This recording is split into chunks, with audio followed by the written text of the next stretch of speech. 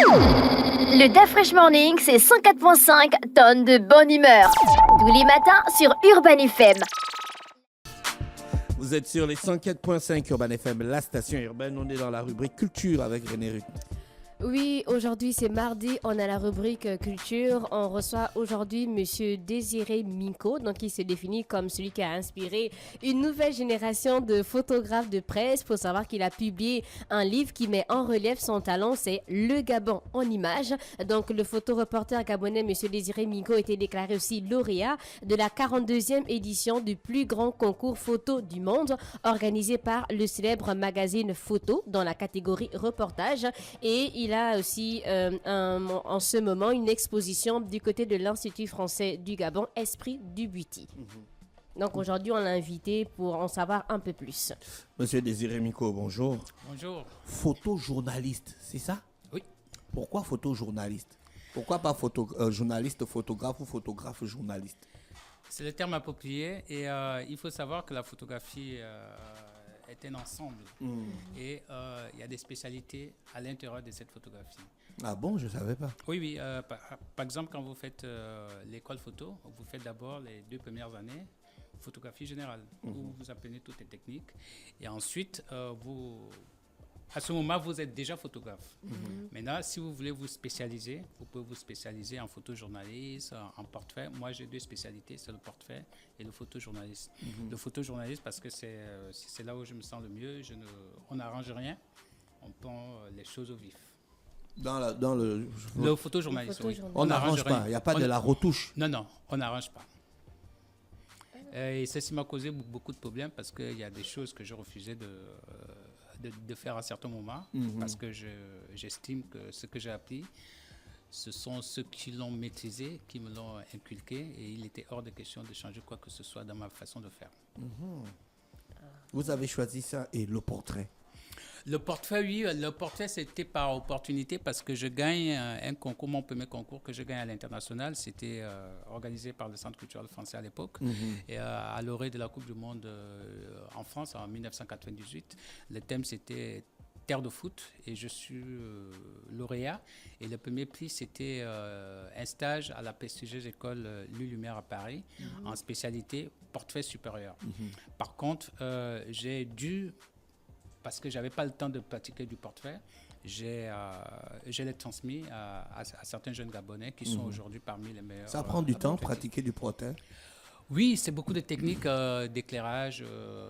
Par exemple, ce que je vois aujourd'hui, vous remarquerez que les éclairages ne sont pas très changeants sur ce qui est produit aujourd'hui. On aligne des flashs, mais il y a des techniques bien appropriées. Il faut étudier les lumières pour... acquérir un certain niveau de technicité au niveau du portrait. Ça vous fait combien d'années? Est-ce que ces techniques ont évolué de 97 à 2024? Pardon, j'ai pas compris. Est-ce que les techniques en fait ont évolué de 97 à 2024? Non, ce ne sont pas les techniques. Les techniques photo n'ont pas évolué, ce sont les instruments qui ont évolué.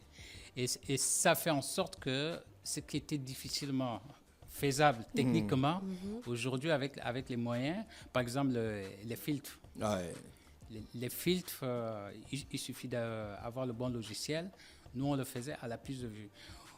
Pour ceux qui sont venus à mon expo, il y a vous avez dû voir qu'il y a des images qui ont des effets de flou, de bouger, de translucidité. Tout ça a été fait à la prise de vue.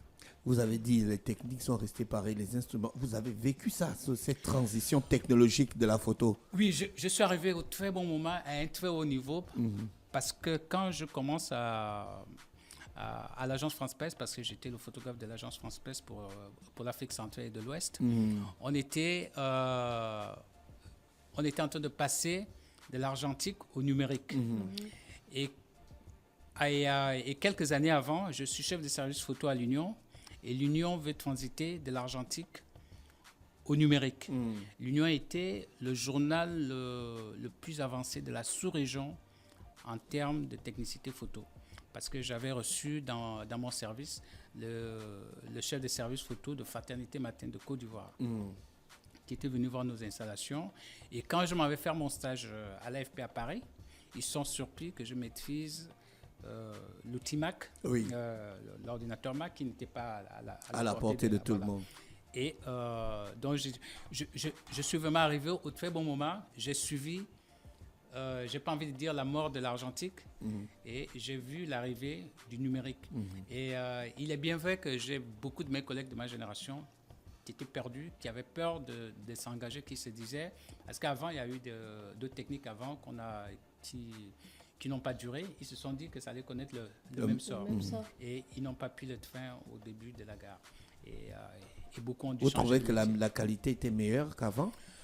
Ou bien aujourd'hui, le numérique offre beaucoup plus de qualité, de Oui, précision dans l'image? En 2024, on est en train d'arriver, à part dans la profondeur des images, mais tout ce qui suit avec, on est en train d'arriver au format 24-36, même au niveau des boîtiers.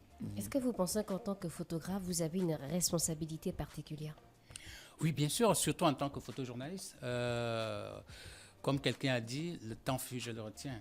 C'est-à-dire, nous, on a cette capacité avec notre matériel de capter des instants. Et ce que je déplore, c'est que, par exemple, au Gabon, il y a très peu de photographes qui sont conscients de cela. Je prends un exemple. J'avais publié des photos de Jeanne Eboré, ancien Jeanne Eboré, avant. Et comme j'ai une agence, j'avais envoyé des photographes de mon agence Afrique Image aller pour photographier quand ils ont cassé. Alors donc, nous aujourd'hui, on se retrouve avec les images de Jeanne Eboré avant, quand il était cassé, et le Jeanne Eboré que tout le monde voit aujourd'hui. Et il y a très peu de photographes qui font ce genre de démarches, tout simplement parce qu'il n'y a personne pour vous l'acheter cette photo. Donc, toutes les photos que vous faites, c'est sérieusement pour vendre? Ou bien des fois, vous les faites pour la postérité? Pour les deux, parce que le professionnel que je suis doit vivre de son produit. Si ce n'est pas vendu, je vais changer de métier, moi aussi. Mais quand vous faites une exposition comme celle qui est en ce moment à l'Institut français, qui retrace un peu votre connaissance du Bouti à travers les photos, c'est pour vendre ou bien c'est pour montrer au public les richesses culturelles de notre pays? Les deux. Les deux. Cette exposition a un cas particulier parce que les photos qui y sont exposées, il y a une série qui a remporté 2 prix à l'international et qui ont convaincu 2 jurys internationaux. Parce qu'il faut savoir que aujourd'hui, la plupart des concours photos qui se font ou d'autres concours, on met plus, on demande aux gens d'aller voter sur les réseaux sociaux et ça manque de technicité. Parce que c'est le candidat qui aura le plus d'amis, qui va faire son buzz et qui va avoir un prix peut-être qu'il ne mérite pas techniquement. Parce que pour avoir été membre de jury plusieurs fois, il y a des critères. Par exemple, pour un concours photo, il y a un minimum de critères à respecter. Et un amateur ne connaît pas ces critères. Lui va voter, c'est la photo de mon ami, c'est un tel. Alors, quand Esprit du Bouti a réussi à convaincre 2 jurys, le premier jury, c'est celui du Luxembourg. Lui, c'était un jury qui n'était même pas seulement photographique, c'était un jury artistique. Oui. Parce que le concours était ouvert à tous les arts plastiques. Oui. Et on était au départ 487 candidats. Il fallait faire partie des 24 finalistes. Et la photo, il n'y a eu que 4 photographes parmi les 24. Donc, du coup, vous voyez bien la difficulté de se retrouver dans un... C'est quoi l'objectif de cette exposition Esprit Bouti? 2 objectifs. Déjà, ramener le Gabonais aux sources, au retour aux sources. Ça, c'est le premier objectif. On va s'arrêter là, ramener le Gabonais aux sources, faire un retour aux sources du Gabonais. J'ai regardé cette exposition. Vous pensez réellement que la qualité des photos, la qualité de l'image, de la représentation du Bouti que vous faites à travers ces photos pousse les Gabonais à revenir aux sources? Elles sont effrayantes. Pourquoi vendre le Bouti d'une manière effrayante? Alors, elles sont effrayantes pour le novice que vous êtes dans le Bouti? Non, pas moi, je ne regarde pas le Bouti, je regarde la photo. Il regarde la photo. Voilà. Voilà, alors, effrayante, oui, parce que j'ai voulu montrer l'aspect mystique du Bouti, l'aspect spirituel du Bouti. Effrayante, oui, il y a certaines photos qui peuvent faire peur. Mais ramener le Gabonais aux sources, parce que le Bouti fait partir de... Pour moi, c'est une des meilleures identités culturelles du pays, parce que dans chaque ethnie du Gabon, il y a au moins un initié du bouti, ce qui n'est pas le cas des autres rites. Et amener aussi la jeunesse à se dire, bon, est-ce qu'on fait dans le bouti? La curiosité. Il faut commencer par là. Est-ce qu'on fait dans le bouti? Les boutistes eux-mêmes, les pratiquants, eux-mêmes, ils n'en parlent pas souvent, beaucoup. Et quand je entrepris ce reportage depuis 1996, la difficulté était plus de me faire accepter pour que je vienne rester avec mes appareils toute la soirée, toute la nuit, à les déranger dans leur concentration. Est-ce qu'il y a des moments qu'on vous a interdit de filmer? Oui, bien sûr. Bien sûr, il y a, n'étant pas un pratiquant, et même si j'étais pratiquant, il y a des parties qui sont interdites. Sinon, ce ne sera plus un rite initiatique, parce qu'il y a un côté vraiment où il faut vraiment que la personne elle-même aille voir ce qui se passe derrière le rideau, on va dire ça comme ça. Mais le but est vraiment d'amener... Parce qu'aujourd'hui, quand je regarde la jeunesse gabonaise, elle est un peu perdue. Elle est un peu perdue. Voyez vous-même, même pas la jeunesse, je vois des mariages, j'ai horreur de voir les mariages coutumiers gabonais qui se transforment en mariage coutumier nigérien. On s'habille en nigérien, on a des bâtons, on a des choses qu'on ne connaissait pas chez nous avant, parce que la culture nigérienne est venue s'imposer à nous. C'est un peu ça le but, dire attention, il faut qu'on regarde d'où on vient. Et le bouti fait partie de... Il n'y a pas que le bouti, il y a le njobi, on a d'autres choses, mais c'est le bouti que je connais. Et quelle est la principale difficulté que vous avez rencontrée lors de cette cérémonie même? C'était plusieurs cérémonies. La difficulté, c'était de me faire accepter. Au départ, le maître, il n'est pas seul, c'est pas lui que j'allais filmer durant toute la soirée. Il a ses initiés qui sont des gens qui n'ont pas forcément envie qu'on sache qui sont des... Les Nima. Non, des initiés, parce que tout le monde ne peut pas être Nima. Nima, c'est le maître initiateur.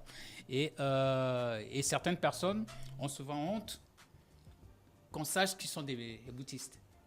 Donc, du coup, il fallait que le maître arrive à convaincre... Vous vous rendez compte de la difficulté, en fait.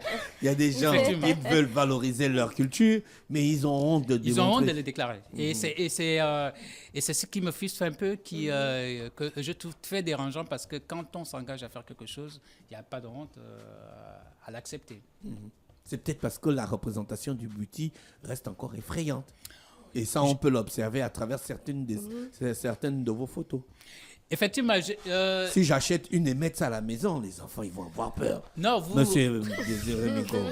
Non, celles qui sont en vente, vous avez vu, c'est celles qui ont des QR codes. J'ai réfléchi à cet état de choses. La majorité qui est en vente, c'est le côté festif du boutique. Et puis, il y en a d'autres, on peut mettre pas forcément dans un salon, dans une salle d'attente. Mais le boutique, c'est aussi ça. Le bouti, c'est aussi ça. Et il faut savoir que si ces images-là n'interpellent pas, c'est difficile d'attirer du monde avec. Parce oui, allez-y. Donc, le but, c'est ma deuxième série sur le bouti. La première série c'était clin d'œil sur le bouti. Et ça, on avait des maquillages en couleur, on avait des choses en couleur. C'était en 99. C'était en 99.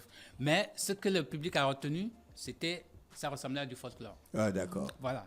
Et moi, étant initié, il fallait que je montre autre chose que le photographe qui va Pourquoi vous avez choisi le noir et blanc pour cette exposition? Justement parce que le noir et blanc a cette particularité. C'est ce que vous appelez le monochrome? Oui, a cette particularité de montrer ce que la couleur ne montre pas, à cette sensibilité que la couleur n'a pas. C'est-à-dire, quand vous voulez toucher à une certaine sensibilité, même le portrait en noir et blanc, vous voyez le charme qu'il a par rapport à un portrait en couleur. Donc, c'est ce côté-là, puisque je voulais montrer la spiritualité. Il y a quelque chose, et le noir et blanc, dans l'ensemble, les gens voient le noir et blanc, mais le noir et blanc, c'est trois tons. C'est le noir, blanc et le gris. Voilà, c'est tout. Et c'est pour dire que ce que vous voyez, ce n'est qu'un début. Et pour que vous voyez en couleur, il faut vous initier. Mais à quel moment vous avez su qu'il fallait, par exemple, filmer telle partie? Parce que c'est là la sensibilité du photojournaliste que je suis. Parce que vous savez, comme je dis souvent à mes apprenants, je peux vous apprendre toutes les techniques, mais je ne peux pas vous prêter mon œil. Oui. Parce que le troisième œil dont on parle, c'est celui qui regarde. C'est pour ça que la photo a quelque chose de spécial. Et quand on dit la définition qu'on donne de la photo, il y a le mot art. Et qui dit art dit chacun apporte sa touche. Alors qu'il y a des techniques où c'est 1 plus 1 égale 2, vous ne pouvez pas trouver autre chose. En photo, vous utilisez la même technique, mais vous n'aurez pas le même regard. Donc, il serait difficile que je vous dise à quel moment, bon, j'ai senti un truc.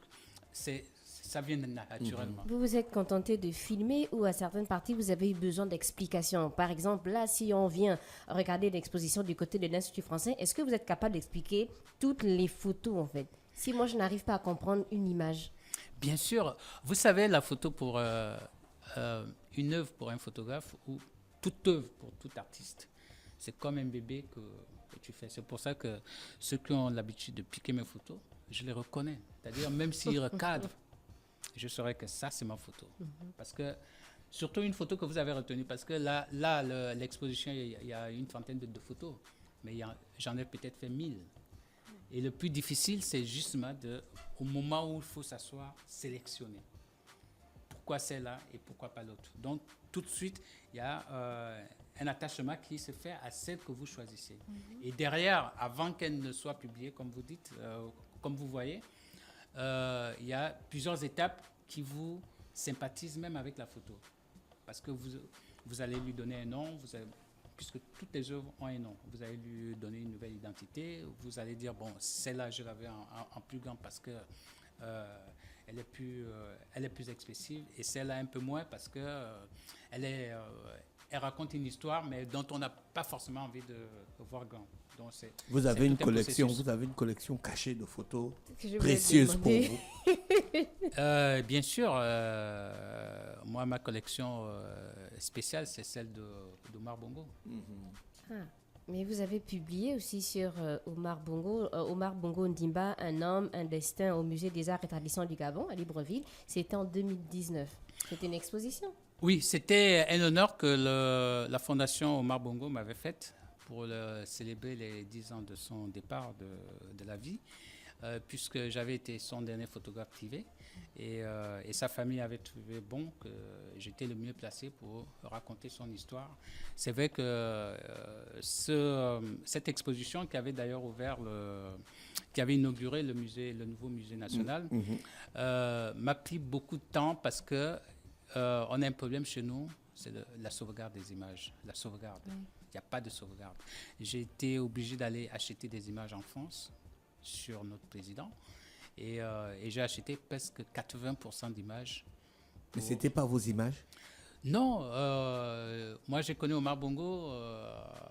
J'ai commencé à faire des photos Omar Bongo en 2004. Et on ne peut pas raconter l'histoire d'Omar Bongo de 2004 seulement. Mais peut-être on voulait se baser sur votre expérience personnelle. Non. Les objectifs qui m'avaient été fixés, c'était de raconter la vie d'Omar Bongo. Vous avez eu des épisodes insolites avec Omar Bongo?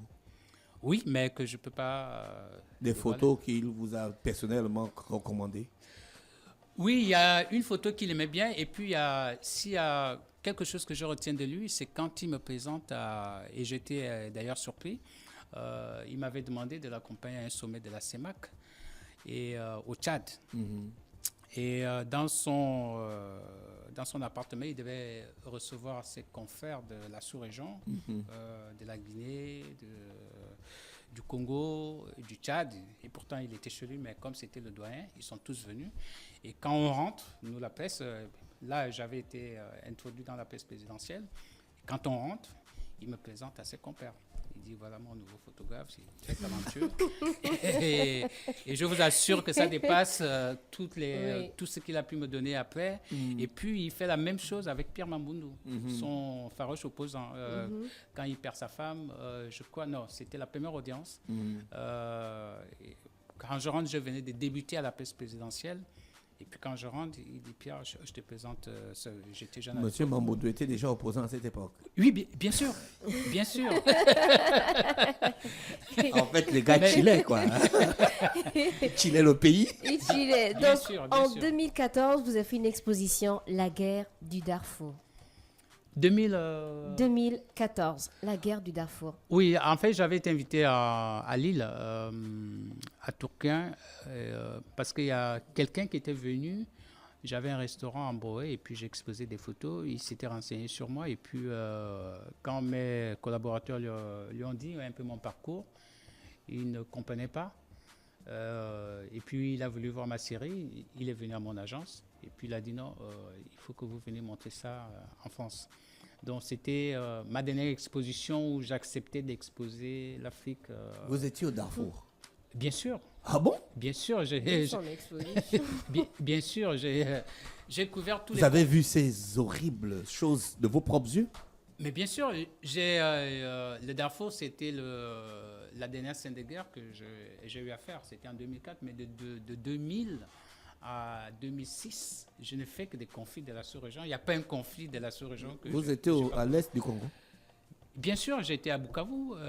J'étais le photographe de l'Afrique centrale de 1999, en septembre 1999, jusqu'en janvier 2006, j'étais le photographe. Vous avez vu des milices avec les armes, et tout ça, avec les femmes violées et tout? Avec les Banyamulenge, ils ne vont pas violer les femmes devant nos caméras. Oui.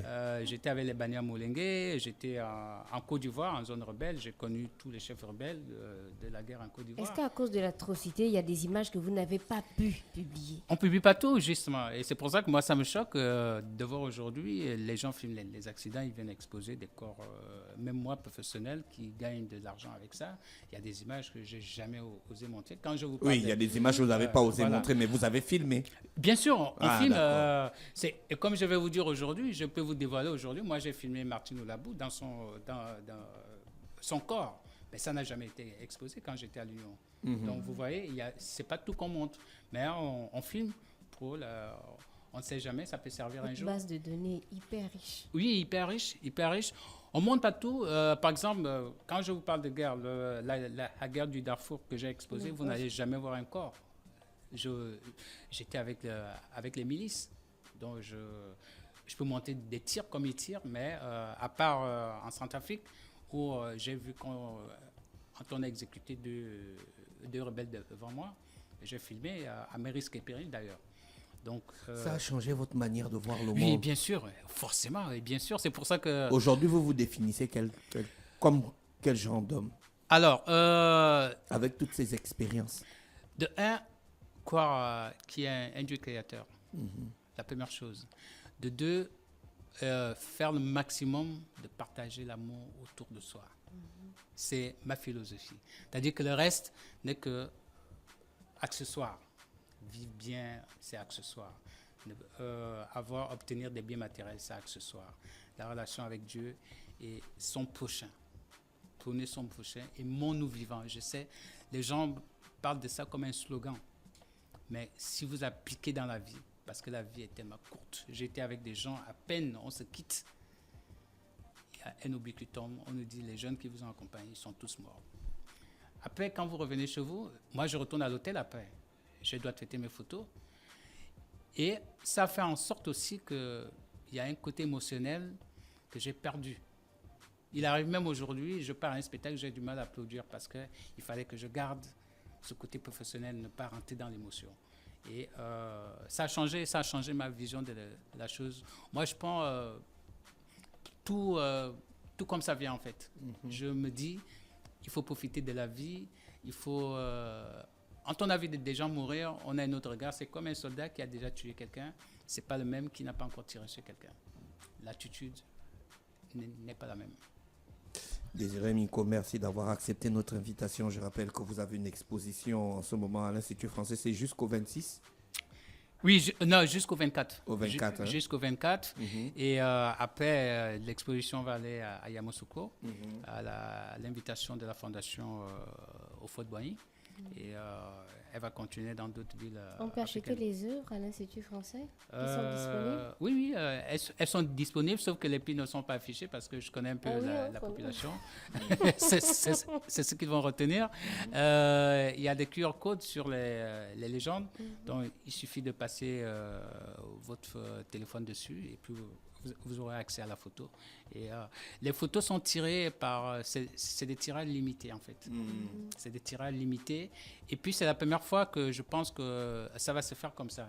Parce qu'il faut se dire que l'art, il y a une industrie culturelle à développer chez nous. Il faut que les gens apprennent à acheter les œuvres d'art. Parce que celui qui achète ma photo, ce n'est pas forcément une photo qu'il va retrouver à droite, à gauche. Quand il achète, je délivre un certificat d'authenticité. Donc, on m'a délivré ça la semaine dernière. Voilà. Donc, c'est des choses que le public ne connaît pas, mais il faut qu'on apprenne. C'est à nous d'amener les gens à être professionnels sur l'ensemble du circuit. Merci, monsieur Désiré Minko, avec nous ce matin sur les 104.5. On vous souhaite de passer une bonne journée à l'écoute des programmes d'Urban FM. Merci pour l'invitation.